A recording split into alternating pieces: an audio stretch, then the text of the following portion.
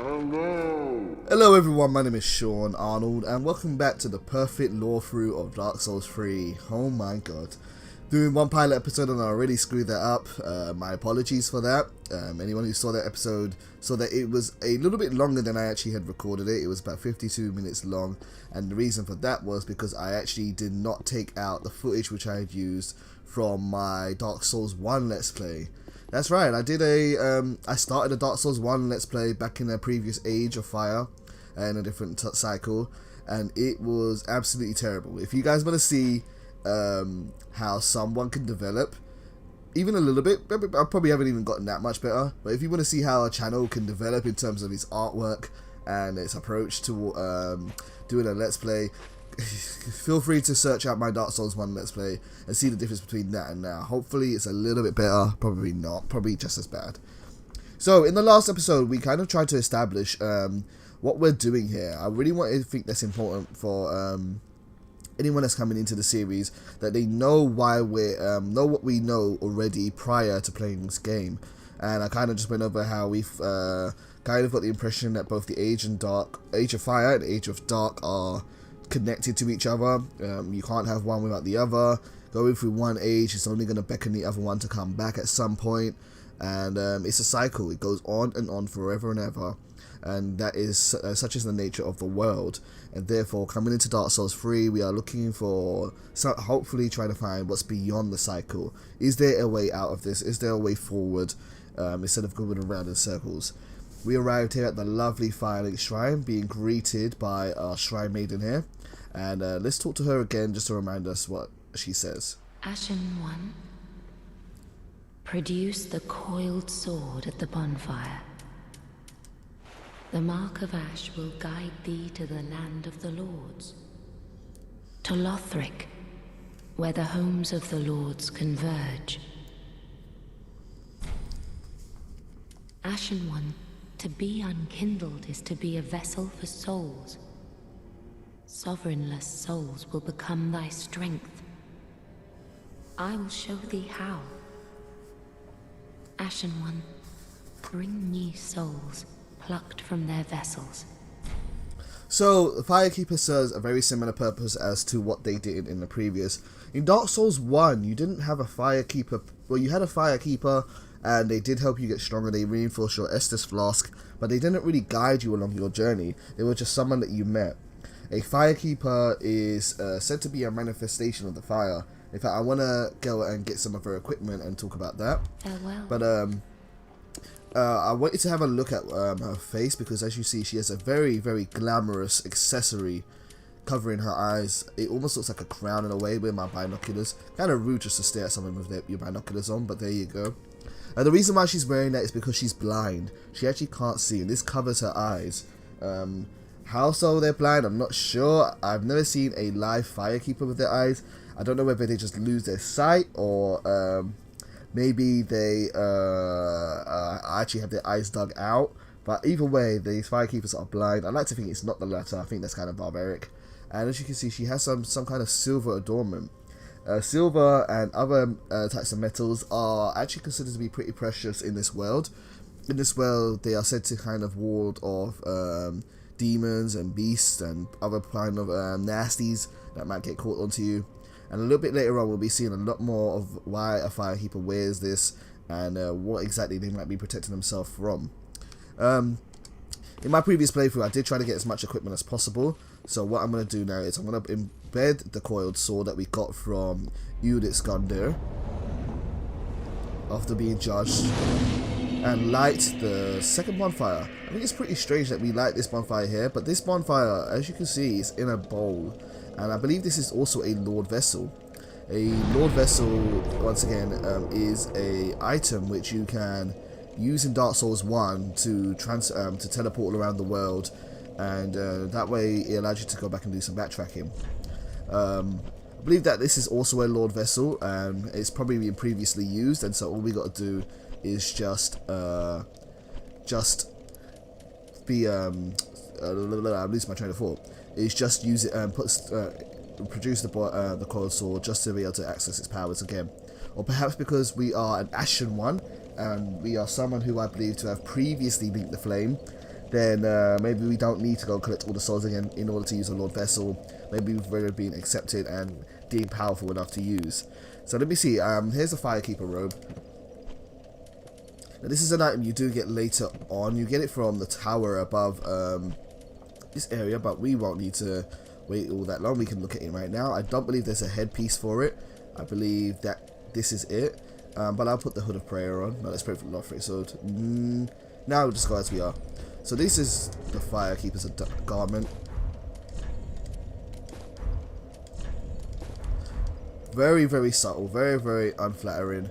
It's the reason for it is that it is black for a reason, and if we read the description we'll find out why. If I don't take that off, there we go.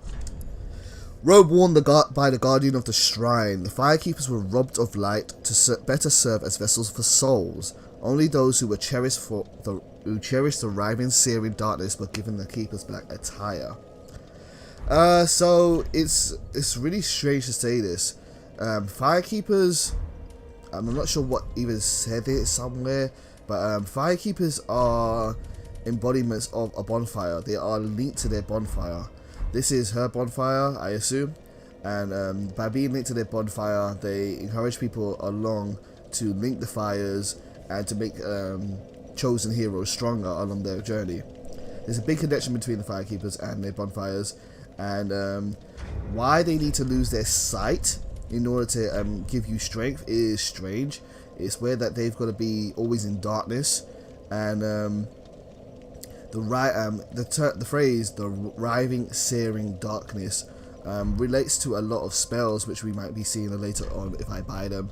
And yeah, no, just know that the Firekeeper has a strong relationship with bonfire, and it's because she is blind is that how she is able to give us extra strength. They also can't die, as being linked to the fire. It's not so that they are cursed, it's just that the fire continues to burn regardless of whether you kill her in her human form or not. It's hard to say what came first, the Firekeeper or the bonfire. There's evidence to say that any maiden can be linked to the bonfire if they are pure enough, as we will see a little bit later on in this series. But for the time being, that's all we know about our bonfire chick right now. So what we're going to do is we're going to get dressed back in the Elite Knight Gauntlet, the original armor from Dark Souls 1, and we're going to talk to some NPCs. So this is Hawkwood. Hawkwood is an NPC who takes the role of an NPC who's commonly used to meet at the start of the show. Is he not even sitting on? You're barely sitting on the steps, dude. And he's someone that we always see at the start of these Dark Souls games, someone who's kind of defeated in their purpose. In Dark Souls 1, this was someone who was a chosen hero but just couldn't make any progress in his journey, and therefore he kind of just stays there defeated. Hawkwood has a very different story to that, but he is an homage to that kind of character in the same similar vein. Another one roused from the sleep of death. Well, you're not alone. We unkindled our worth. Gives me conniptions. Oops. And they'd have us seek the Lords of Cinder and return them to their moulding thrones. But we are talking true legends, with the metal to link the fire. We're not fit to lick their boots. Don't you think? So even amongst those who have linked the fire, who have been on their journey, who've gone through the cycle, there are legends even among them, and that's what these thrones represent. These guys are not only characters that have linked the flame once in the past, they are characters who are of great worth, even though they have done the same similar duty. What a sick joke. Asking us to seek the Lords of it all. He doesn't say anything else for the time being, I guess. What he just seems super defeated. So let's move on from him and leave him to his sadness. And very depressing world, this. A pleasure to make thine acquaintance, Ashen One. I am but a humble handmaid of the shrine. Weapons, armor, I've lots of little things, and yes, I'm undead too, Ashen One. Fetch as is thy wont. So this is our Shrine Handmaiden. She was present in Dark Souls 2, I believe. She was in the opening cutscene to Dark Souls 2, and she gives you your purpose. She guides you along your journey, and it's very, very important in Dark Souls that you have your purpose, because if you don't have any purpose in the world, you eventually will hollow out and you will die. You'll die permanently. You'll just turn into a crazed zombie. Well, a newcomer, I see. I am Andre. I serve at this shrine as a humble smith, forging weapons. You're in search of the Lords of Cinder, I trust? A toilsome journey, I'd wager. You'll require good arms. Let me smith you weapons. I am a smith, such as... Here's one of our best friends in in this whole cycle. This is Blacksmith Andre.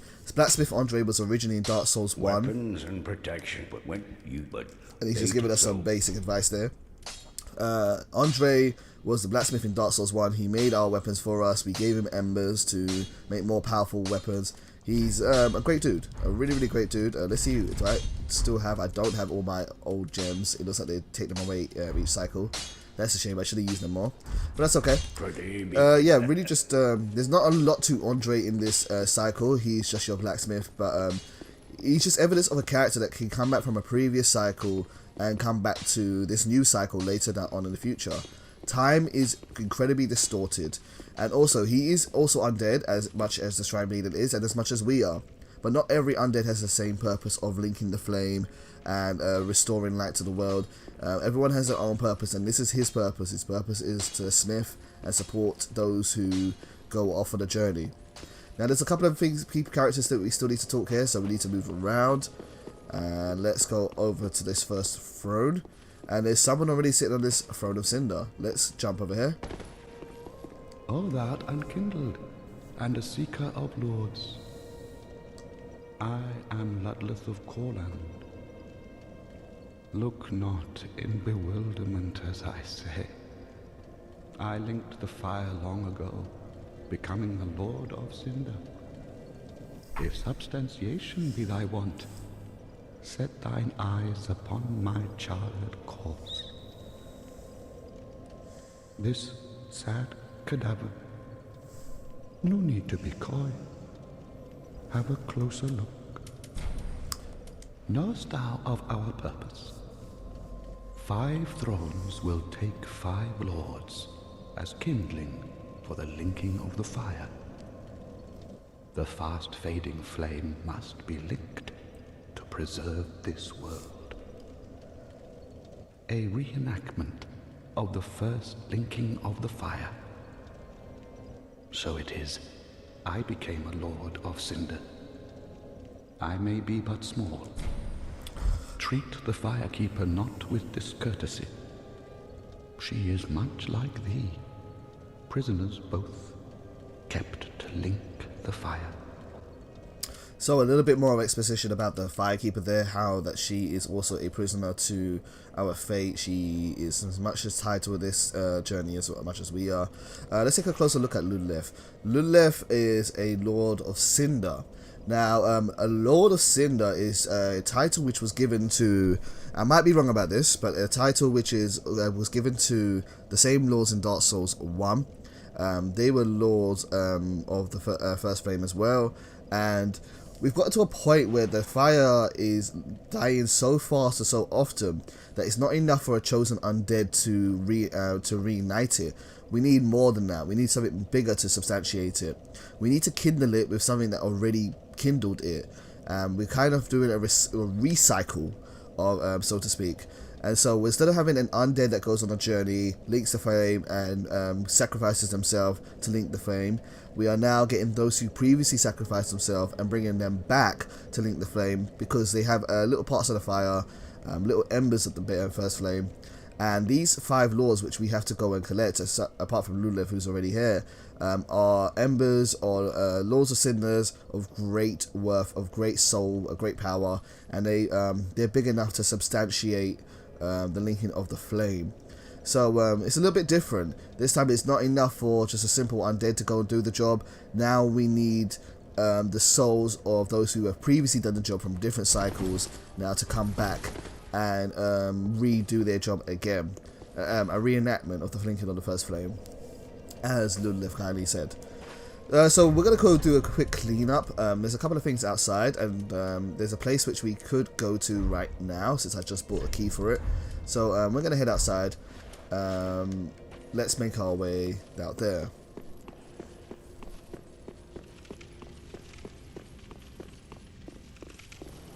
First of all, we're going to go meet a strange NPC, a hostile NPC who's in this corner here. And this is the Master Swordsman, or yeah, I think that's his name, something like Master Swordsman. He's practically naked, but he's very, very strong, especially for this point in time. Oh, he already parried me. Wow, he's a lot stronger than he was in the game. Okay, I've got to be careful. I've got to play for real now. Drink. Right, when he's doing that stance, I got... Oh, oh my god, I'm going to die if I do not get my Estus ready. There we go. Okay, that's not doing too much. He has a lot of damage. Okay, this is real. I thought this would be a cakewalk, but no, definitely not. Come on, make your move, make your move, make your move, make your move, make your move. Reactions. That parry's very good. Ow. Wow. Okay, we got our ass kicked. Okay. Right, we've got to come back and fight him for sure. He's important because he does turn up later on in our journey, but not is really known about this character. I've barely heard any hypotheses. There's very little lore in this game to say who he is and where he's come from. Alright, round 2.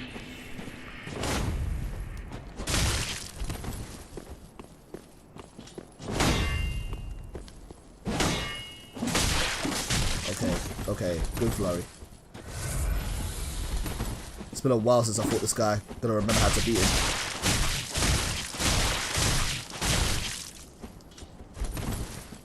I love this broadsword. This broadsword was the weapon that got me through my last cycle. Come a little bit closer, dude. No, he knows about the stairs. Okay. Do you want to do your overhead? Oh, he got me with a parry. Is that death? Not quite, but very, very close. That's death. Oh, okay. Okay,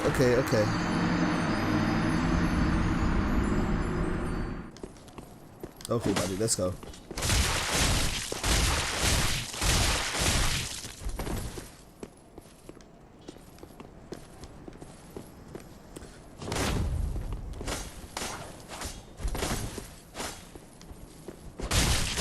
And it's done. Yeah, so again, this NPC, he drops the Ubadachi and the Master's attire. Not much is known about this guy.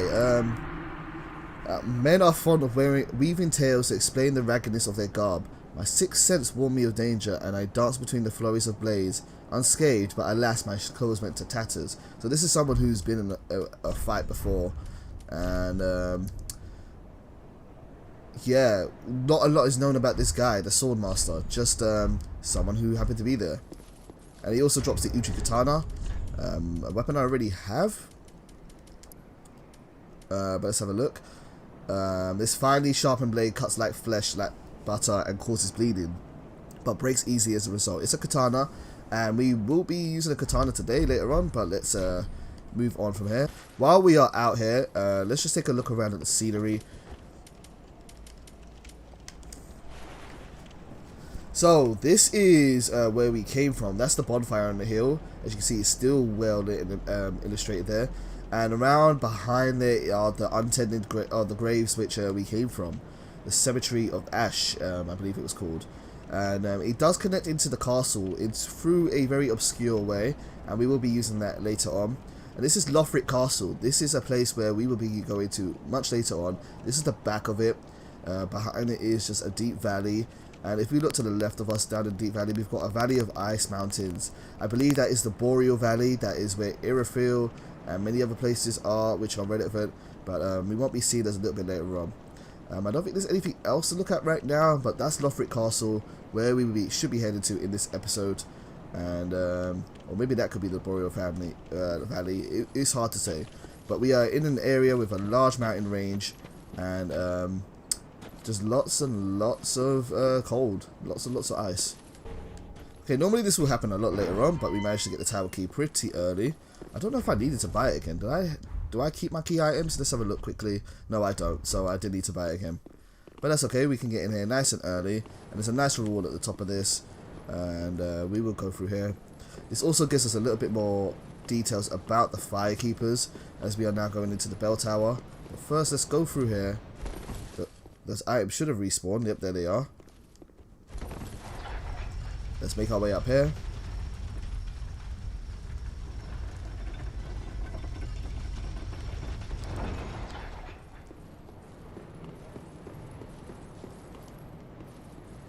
Up here we have a Firekeeper, and we've got the Firekeeper Soul. The Firekeeper Soul, if we ever read of this, it should be a consumable. Is it not a consumable? Maybe it's a key item then? Yes, it's a key item, this one. Soul of the Firekeeper, who is said to have returned from the Abyss. This Firekeeper preserves the bonfire and serves its champion. She is said to have soothed and accepted the dark sigil, which has tainted her soul, and yet her soul will one day embed itself in the bosom of another Firekeeper. It's very hard to say who this is, but this is a Firekeeper which came back from the Abyss. It's very, very important to acknowledge this woman here, because she's able to heal the dark sigil, and if you give her soul to another Firekeeper, then they'll be able to heal it for you too. If you ever look at the Firekeepers, as you can see, if you look over their eyes have a black tar around them. I believe that's how they became blind, and that's why the Firekeeper downstairs wears that crown to cover this hideous mess that's all over her. They don't like to see the light. Seeing the light reveals betrayal, visions of betrayal to them, of the Age of Dark actually coming true. But more on that later on. But she's not the only Firekeeper. She's not the only corpse around here. Lots of corpses in this area. There's a couple of items over there. If you drop down there, that gives you the Firekeeper dress, which I already got you. I already talked to you about. So let's drop down this side here. It's also an easier journey. Or actually, that would have been both paths would have gotten us to the same thing, I think. Anyway, let's use these sarcophagus like the Barrier Brothers. And let's grab this item here. And that's the Estus ring. I already have one of these equipped. Shame it's not a +1, but I can use 2 of them now. That's nice. Let's put, I don't need Havels. Let's put, no, I can only just use 1. Oh, okay, you can only use the 1. Alright. A green ring crafted from shards increases HP restored by Estus Flask. This ring was entrusted to a certain Firekeeper, but in the end she never met her champion, and assuming the tragic fast became a favourite tale of the masses. So every Firekeeper has a champion, someone that helps them fulfill their roles and their life, and this one never ever met her champion. But Firekeepers were often in the past able to increase the usefulness of your Estus Flask, and I believe that's why this ring is here. And if you look around you, look what we have, just tons and tons of corpses of Firekeepers. These are Firekeepers all of ages past. They all were here, all in the same place, all very, very similar. Had their eyes darkened out so they could not see the light. It's pretty gruesome, it's pretty horrific. As Light Ludler say, they are prisoners as much as we are, and this is what becomes of them. When their life is done and they serve their purpose, they come into this tower here. It's really, really quite tragic, really quite sad. And yet, a Firekeeper only wants to fulfill her purpose. We got an item over here. Let's grab that. The East-West Shield. That's just a common shield. I don't believe it has any lore to it. Let me have a look though. No, not really. Let's have another conversation with Lulith before we go, and then we should really make our way out to High Lothric Castle. This episode's taken a little bit longer than I thought it would be, maybe because I died so many times, because we did so much talking. Sorry about that. I might have to actually stop here soon and then go off into a new episode. But just there's so much to discover with Dark Souls. It's really quite amazing how much you can just analyze and discuss. Fret not, fret not. My feet are here firmly planted, for I am a lord and live. Like anyone else, unlike the other Lords of Cinder, Lulith accepts his fate, and that's why he's here. He ironically jokes that his feet are firmly planted, but he's kind of just sitting here, hollowing out, and he hasn't got any legs to begin with. Knowest thou of five? Right, I've already talked to him about that. I wanted you to say something about the Firekeeper, dude. Maybe it's too early in this dialogue tree. Fret Blah, blah, blah. now. No, he doesn't say it yet. But later on, he will comment on the Firekeeper and that tower, and just how much of a prisoner they are, a bit more. Ash produced the mark to lock. Now, I could give her the Firekeeper soul, and I will be doing that. This is much like what lies within me. Then let it find its own place within my bosom. She will understand. We are both Firekeepers after all. Forgive me, sister.